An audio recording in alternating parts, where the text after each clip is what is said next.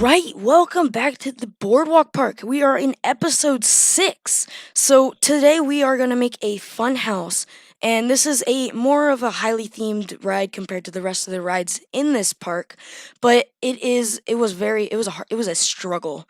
Let's say that. It took a long time, and there was a point in the creation of this where I actually almost scrapped it and decided to just leave it out of the whole park.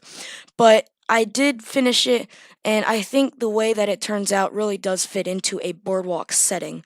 And it does turn out pretty low budget. There are some like walls that don't fit in where they should. There's like paint peeling, or it looks like that with the wood. It was like a battered wood or something. And so there is a lot of haunted pieces used in this ride as well.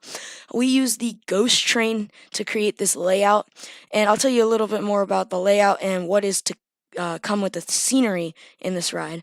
But if you haven't seen the go-kart track video, I do encourage that. This is probably the best ride in this park. But this is going to be I can't say that word. Wow. But a relatively close video formatting to it, where we're going to make the track, which we already did, and then we're going to do the scenery, and then we're going to have an ending on-ride footage. And speaking of that, if you guys just want to see that, there should be an interval on the screen right now that should tell you where to go and when to go in the video to see that. Hopefully you do stick around. You can see my struggles, although most of them did get cut out. It was originally a 26-minute video before I cut out all my fails, or a lot of my fails. But we are gonna start talking about what this ride is to become. I already said that this ride is a ghost train, and the reason why I chose this is actually the cars and the track are actually very skinny compared to the other moving rides. So that is a plus for a boardwalk park. It just doesn't take up as much space. So we put in our track, which is a pretty windy start, and then it'll go up and then kind of over the station, just a little bit the corner, and then it's going to come down and it's going to do a little bit of more winding. So we are making the outside exterior wall, let's say, and it has a kind of cookies and cream feeling to it, or theme, where it's white with some brown brick. And I don't know why I chose this.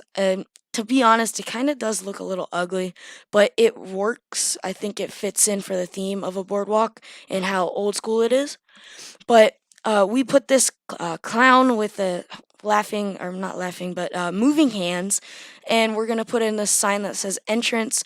I was gonna put one at the exit too, but then it was gonna block the whole building, so I just put it over here, put in some font. But I think it does look pretty good, and it suits a funhouse building. But we are just about ready to go into the first room. I think I said that there are going to be 4 rooms. If I didn't, there are going to be 4 rooms. But we're going to finish this flooring really quick. And so I guess I should give you a little bit of an overview of what each room is going to include. So the first room is going to be was going to be a maze type room, but that really didn't happen, and you'll see why later on in the episode. But I tried that, and I think the walls were just too big. But I did turn that into something different, but it kind of is a maze, somewhat. I don't know. The second room is really not really a room, but it is a more of the ramp. The chain lift that goes up is going to be a water area, and the original intention for this was going to be a little. If you've ever been in one of like a funhouse type building, they have this little walkway that has water going around in a funnel area that surrounds you as you walk through. It's really cool, but I did attempt that, but it's not really that. It's something different. But I think it fits just to kind of transition the areas. And then on the top level, I have a haunted area, and so that is actually probably the best themed area in this whole funhouse. But that is gonna be the third room, and then where it drops down into that squiggly area, that is gonna be the funhouse illusion area where you see all that stuff. So back to what we're doing in the video, we have made the exterior or the interior walls for the maze that I was trying to make, but then it didn't work. So I went and I got a bunch of picture frames that kind of looked housey, and I put them on the wall. And all of these have some type of vintage photo that has to do with the carnival or going to the carnival or seeing carnival people. And so they're on the walls, so it's kind of just like a spooky walkthrough of creepy paintings, I guess. So that happened. I don't know why I chose such a bright yellow for the walls, but I did. I think at the end, it does work. There is kind of like a shadow, so it makes it a little bit darker. But we are going to finish putting these on. And before we move on, though, I have had a problem every time I load into the park. The paintings will not really load in right, so some of them I have to go in and fix. So if anybody knows how to fix that, I'd be greatly appreciated. Comment down below. But we are going to finish that up and move on to, I think we did the illusions one next, but that is to come soon. Okay, well, I just checked out the order of which rooms I made. I kind of flip flopped. I kind of went everywhere all at once. So I did like the main interior walls, and then I went back and detailed everything. But the next thing that we should be doing in a second is doing the waterfall area or the water up area. That's what my notes say. When I was building it, I have a structured plan of what I'm gonna do, so that I don't leave anything out, and I don't include things that I want to do for the next episode or two. So we are gonna test run this really quick, but that's just a little test for me. I'll show an NPOV at the end, like I said. But here we go. We're gonna continue this battered wood feel, but we're just going to change the colors to a blue to fit the water. And later, way later on in the episode, we're going to actually come back to this room. This is just trying to get the walls in to make sure that they fit before I move on into the haunted area. But the haunted walls are actually going to be pink, which will come in just 1 second after I put these in. So I'm messing around with the colors, found this pink.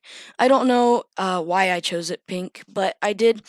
And I guess it fits okay. I don't really know. But we go over, and again, as I said, the wall orientation is not the best, and that is probably the most accurately said for this area. Going up in the water area, you can see the almost all the pink wall through the, or not through the blue, but like around the blue. But some of this wall is gonna get taken out. But that's just minor things that just a budget cut I think would fit or make sense for.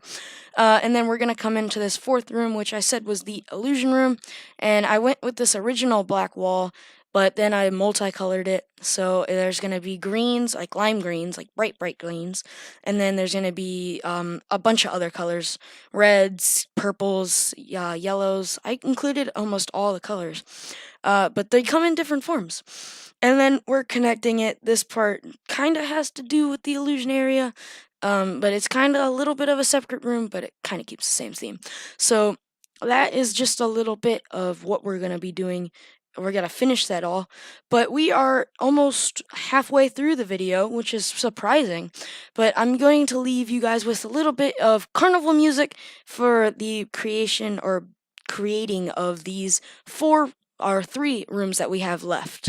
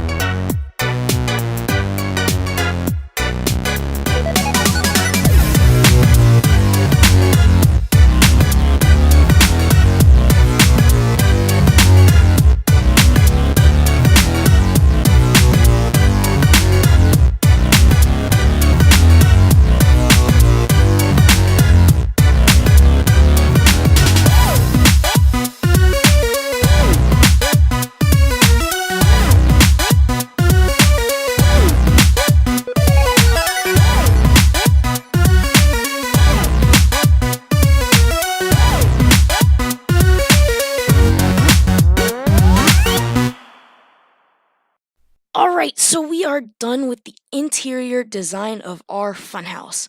So the illusion area is done. There is a separate room to it. I kept it as the same type of theming though. So there's a bunch of pillars going up to the second floor, and you kind of just weave in and out of them. And so that actually gives a really cool look or feel to it, especially because the train is going to be spinning during the whole illusion room.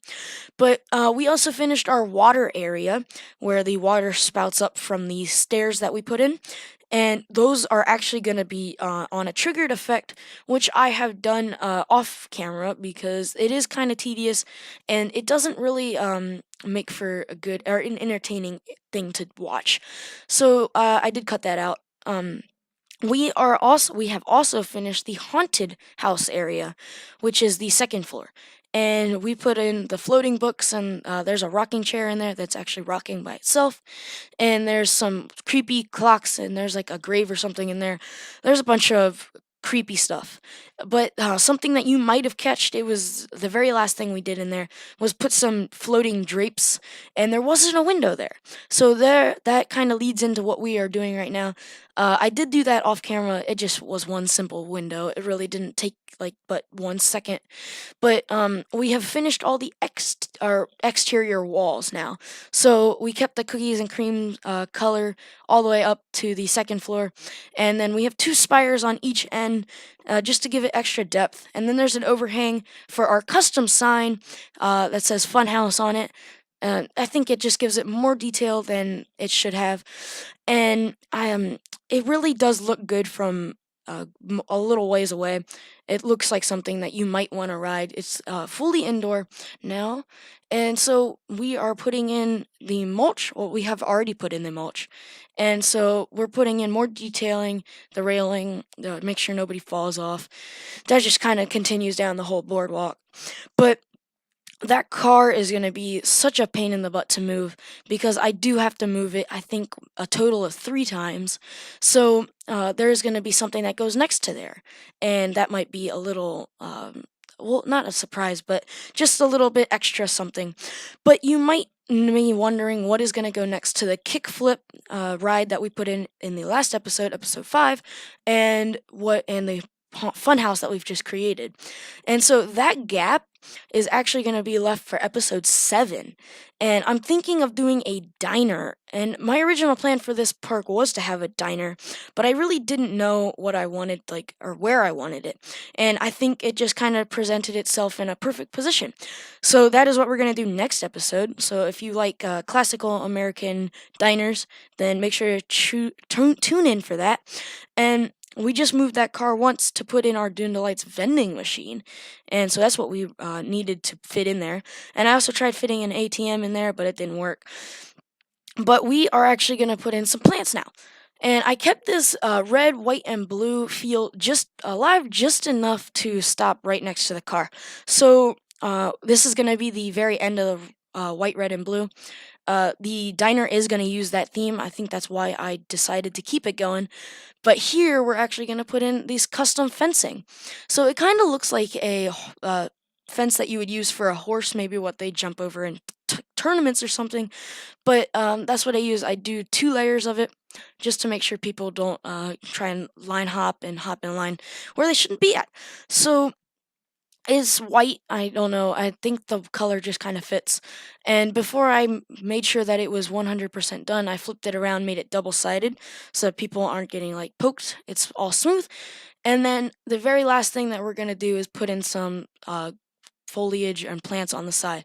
But we are just about ready to go into the POV, guys. So if you have stayed through this whole area, the whole time lapse, thank you for watching, guys. Hopefully you guys liked this video of the funhouse, and hopefully you guys want to tune in for the next episode.